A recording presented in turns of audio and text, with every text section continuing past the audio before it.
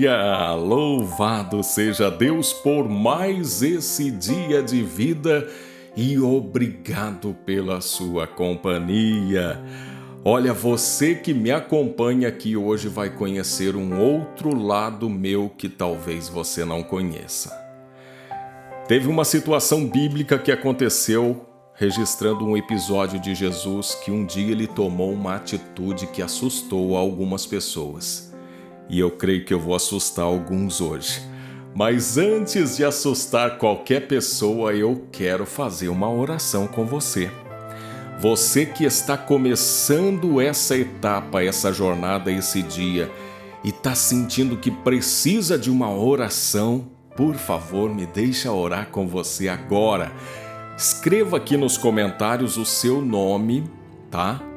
Para que essa oração seja direcionada para você. Escreve aqui nos comentários, para o vídeo agora, escreva os seus nomes, o nome dos seus entes queridos. Se quiser, pode escrever as causas para a oração que você vai receber agora, tá bom?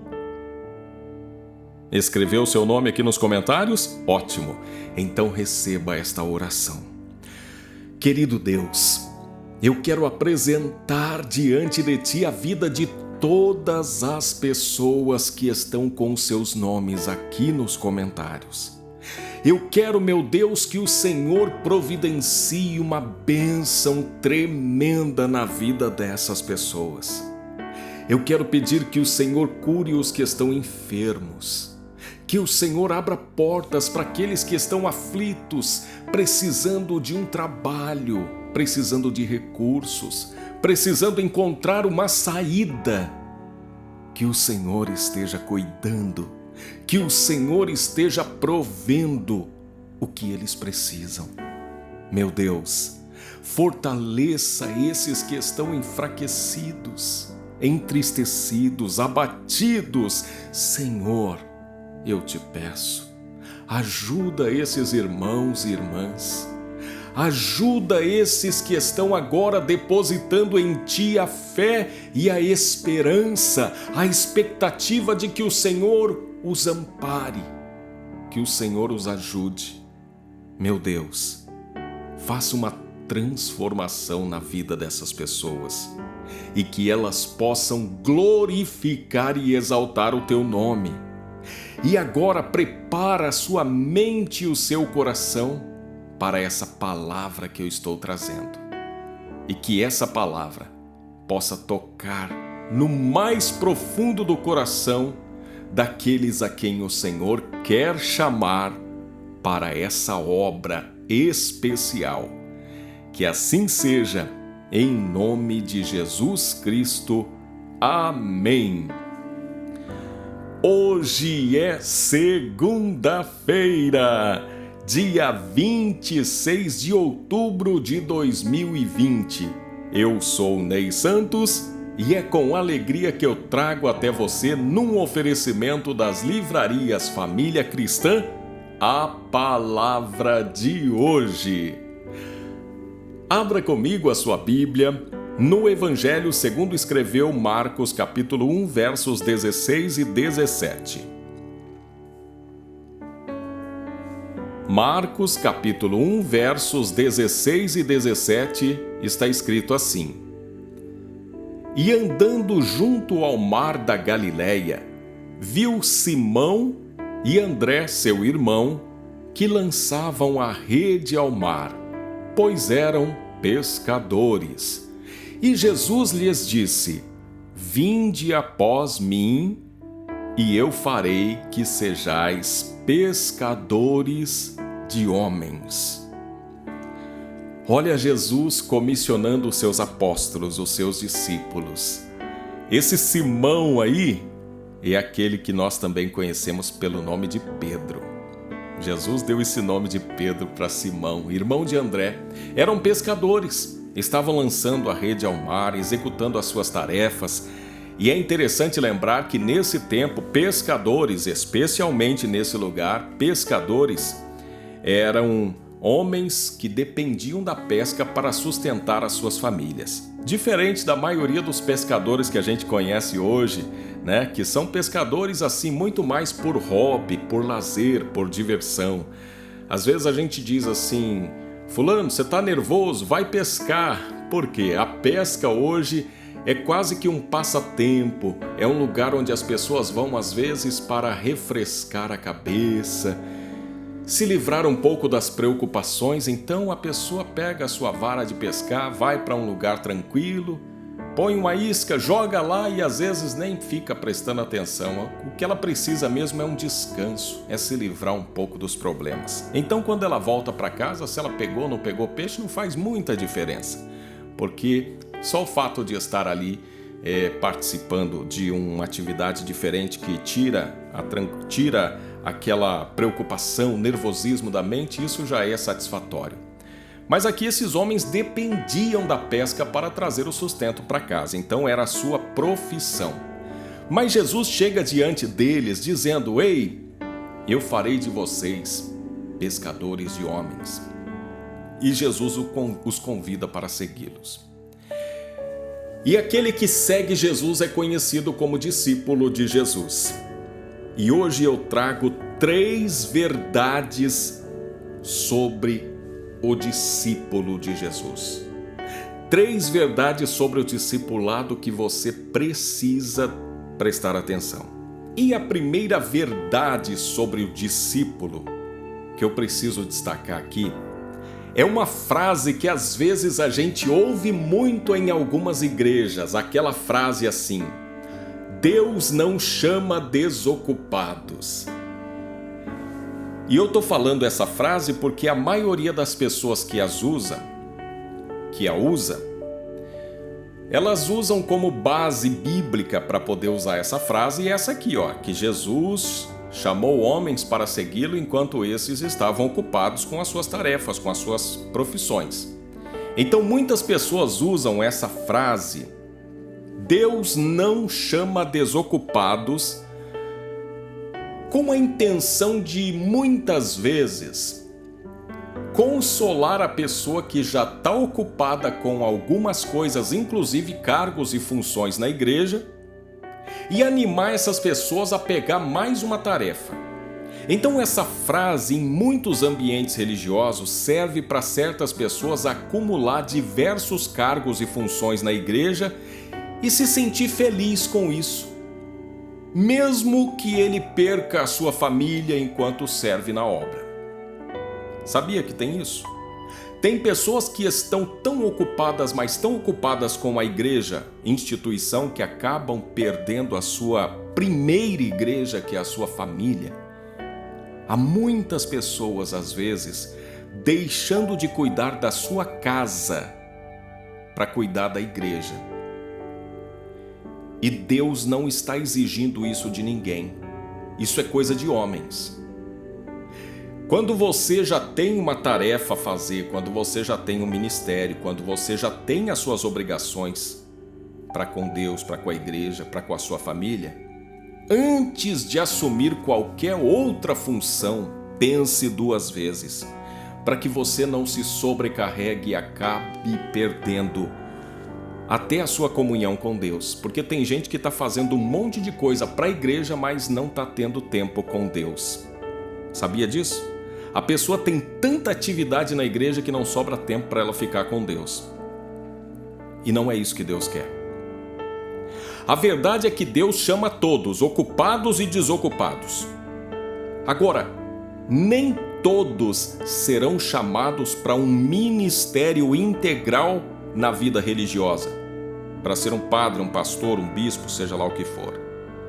Deus também chama pessoas para serem cozinheiras, carpinteiros, médicos, professores, jogadores, manicures, costureiras. Deus chama todo tipo de pessoa e Deus designa essas pessoas às vezes para fazer a obra nos seus ambientes de trabalho. Imagine se Deus quisesse pessoas somente dentro da igreja. Como é que ia funcionar o restante do mundo? Quando alguém precisasse de um médico para socorrer uma pessoa acidentada, como é que ia fazer? Chama o pastor para orar, chama o padre para dar a bênção. O mundo precisa dos seus profissionais. Talvez você seja uma excelente cozinheira que glorifica a Deus com a sua culinária. E mesmo assim você pode ser alguém que está servindo a Deus. Mas não deixe ninguém entupir você de funções, de cargos e obrigações com essa frase: Deus não chama desocupados, não é? Porque tem gente que não está fazendo nada na igreja e aí eles deixam de chamar aquele que não faz nada para chamar um que já tem 3 ou 4 coisas para fazer. Com essa frase aí: Deus não chama desocupados. A segunda verdade que eu preciso te dizer acerca do discípulo é: aceitar o chamado de Jesus para ser discípulo implica em deixar sim algumas coisas, mas não necessariamente o seu trabalho, o seu emprego. Porque há muitas pessoas que estão às vezes deixando os seus trabalhos, as suas funções, para depois tentar viver da obra. E aí o que nós temos nos dias de hoje é uma igreja abarrotada de mercadores da fé. São pessoas que dependem de tirar um dinheiro, um trocado, alguma coisa para poder viver da fé, porque a igreja está lotada de gente que abandonou trabalho de forma errônea. Deus não chamou ela para largar o serviço. Deus chamou ela para segui-lo. E você pode seguir Jesus, inclusive trabalhando, fazendo a sua função e falando de Jesus para as pessoas. A terceira verdade que eu tenho aqui para passar para você, meu irmão, minha irmã, acerca do discípulo. Anunciar o reino é sim uma tarefa do discípulo. Se você foi chamado para anunciar o reino de Deus, essa é a sua tarefa. A tarefa de anunciar o evangelho é do discípulo. Porém, a tarefa de convencer o pecador a mudar de vida é do Espírito Santo. Conforme escreveu João 16:8, e quando ele, o Espírito Santo, vier, convencerá o mundo do pecado e da justiça e do juízo. Então, quando você está anunciando o reino de Deus, não se assuste, nem desanime se alguns rejeitarem a mensagem. A tarefa de convencer essas pessoas não é sua. A tarefa é do Espírito Santo. E não se assuste porque muitas dessas pessoas serão insensíveis à ação do Espírito Santo. Muitas dessas pessoas não vão querer aceitar a mensagem do Evangelho. Aconteceu um episódio com uma das pessoas que me ajuda a compartilhar a palavra, porque eu sempre estou pedindo: compartilhe a palavra, quem sabe alguém precisa ouvir uma mensagem como essa hoje. E aí tem uma pessoa muito bem intencionada que mandou a mensagem, mandou a nossa palavra, o link da palavra de hoje, e ela escreveu uma mensagem bem carinhosa assim, ó: bom dia, não deixe de assistir a palavra de hoje, tem algo da parte de Deus para você, somente creia. E a pessoa do outro lado que recebeu essa mensagem, ela escreveu assim: bom dia, você acha que eu não tenho Deus na minha vida? Eu fui criada dentro da igreja, meus pais nos educou muito bem, não precisa ninguém ficar me mandando ler a palavra não. Você viu como que é as coisas? Como são as coisas? Mas eu tenho algo para dizer para essa palavra, para essa pessoa que deu essa resposta para aquela que mandou a palavra para ela. Você que disse assim, que foi criada dentro da igreja. Minha querida, ter sido criada dentro da igreja sem contudo se relacionar com Deus é como dizer que você viveu num restaurante morrendo de fome. Qual é a vantagem disso? Há pessoas que enchem a boca para dizer dessa forma: fui criado na igreja. Mas isso não quer dizer muita coisa. Se isso não fez de você um discípulo ou uma discípula de Jesus, não adiantou nada ter sido criado dentro da igreja. Isso me parece a história de Lúcifer, que foi criado no céu, mas escolheu ser um rebelde. Escolheu virar as costas para Deus. E sabe qual é o destino de Lúcifer? a perdição. E junto com ele vão todos os que rejeitam a mensagem do Evangelho. Porque só há um meio do pecador se livrar da perdição. É receber a mensagem do Evangelho que diz que Deus amou o mundo de tal maneira que deu o seu Filho unigênito para que todo aquele que nele crê não pereça, mas tenha vida eterna. O único meio de um pecador se livrar da perdição é ter Jesus como seu Senhor. E cuidado com essa frase assim, eu não preciso de ninguém. Isso também é um traço do caráter de Satanás. Foi essa a mensagem dele lá no Jardim do Éden, porque o homem e a mulher, Adão e Eva, dependiam de Deus, eram totalmente dependentes de Deus, mas lá ele diz assim, olha, se você experimentar esse fruto, sereis como deuses. De outra forma, é como se ele estivesse dizendo, vocês não vão precisar de ninguém mais para cuidar de vocês, vocês serão autossuficientes. Cuidado quando você diz para as pessoas, eu não preciso de ninguém. Essa frase não reflete o caráter de Deus, e sim de Satanás. Por último, eu quero deixar um conselho àqueles que anunciam o Evangelho, seja pregando com seus lábios ou compartilhando. Tenham em mente que o nosso dever é anunciar a mensagem como Jesus nos ordenou em Marcos 16, que disse assim, vão pelo mundo todo e preguem o Evangelho a todas as pessoas. Para quem recebe, ótimo. Agora, para aqueles que não querem receber, porque elas têm essa opção, aceitar ou recusar. Para elas, tem a segunda parte, o versículo 16. Quem crer e for batizado será salvo, mas quem não crer será condenado. Ah, Ney, você é muito radical. Radical é o diabo. O diabo que está aí, destruindo vidas sem o menor escrúpulo, aliciando crianças para perdição, para sexo, para drogas, destruindo casamentos sem dó nem piedade. Aí tem gente que às vezes, quer pregar o Evangelho ou quer falar do Evangelho e tem que ficar pisando em ovos para falar com alguns rebeldes. Olha, meu irmão, minha irmã, hoje você está recebendo essa mensagem. Se você quiser aceitar a mensagem do Evangelho e ter a vida eterna ao lado de Deus, seja bem-vindo como meu irmão, minha irmã. Se não quiser receber essa mensagem, a perdição está de braços abertos esperando por você e o teu mestre vai ser Satanás, seja feliz com ele. Mas você que está sendo chamado para pregar o Evangelho, saiba que se você recebeu esse convite, Jesus está dando a você uma vida com muito mais sentido. Os que aceitaram essa mensagem, esse chamado, deixaram um legado. São conhecidos como homens e mulheres de Deus, heróis da fé, discípulos e discípulas de Jesus. Já os que não receberam, que não acolheram esse convite, tiveram uma vida medíocre, que nem é lembrada nem é contada. Mas Simão, André, Tiago, João, desses a história se lembra. E eu quero profetizar que você que está recebendo essa mensagem será como um Pedro, um Tiago, um João, uma Maria, uma Esther. Você será alguém com o nome lembrado na história. Para isso eu quero orar.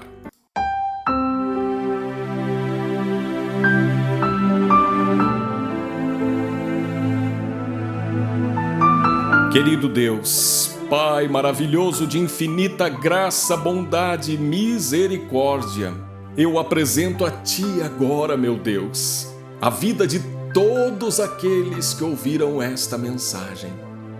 Alguns estão nesse dia acolhendo um convite para serem mensageiros das boas novas de salvação. Alguns estão recebendo o convite para alcançar a sua salvação em Cristo Jesus. Eu oro, meu Deus, para que pessoas, ao ouvir essa mensagem, decidam-se por Cristo Jesus, recebam-no como Senhor e Salvador de suas vidas, e que assim essas pessoas possam encontrar a paz, a alegria, a realização, o verdadeiro sentido para as suas vidas, e que elas possam viver de forma maiúscula, glorificando e exaltando ao nome do nosso Rei, daquele que morreu na cruz por nós, do nosso Senhor Jesus Cristo. Eu quero nesse dia pedir que o Senhor abençoe cada pessoa, ó Pai, que cada pessoa receba do céu o seu milagre. Receba de Ti, meu Deus, aquilo que busca, uma bênção na sua família, na sua saúde, na vida financeira, no casamento, no relacionamento, seja onde for, que cada irmão, cada irmã possa receber as bênçãos que vêm do alto e assim exaltar e glorificar o nome do nosso Senhor Jesus Cristo de Nazaré. Amém. Louvado seja Deus. Presta atenção nesse recado agora. Eu quero pedir para você, se você gostou, dá o seu joinha, inscreva-se no nosso canal, ativa o sininho para receber as notificações e compartilhe essa palavra. Você tem uma lista de WhatsApp, de Facebook, manda essa palavra para todo mundo. E se tiver algum mal criado que não quer saber da mensagem de Deus e te responder de forma atravessada, bloqueia essa pessoa, tira ela fora da lista. Porque o nosso Senhor Jesus Cristo é majestoso, poderoso, precioso demais para a gente ter que ficar insistindo para as pessoas receberem. Ele não é um produto de segunda ou terceira categoria que a gente tem que empurrar a goela abaixo das pessoas. Ele é o Rei, Ele é Senhor.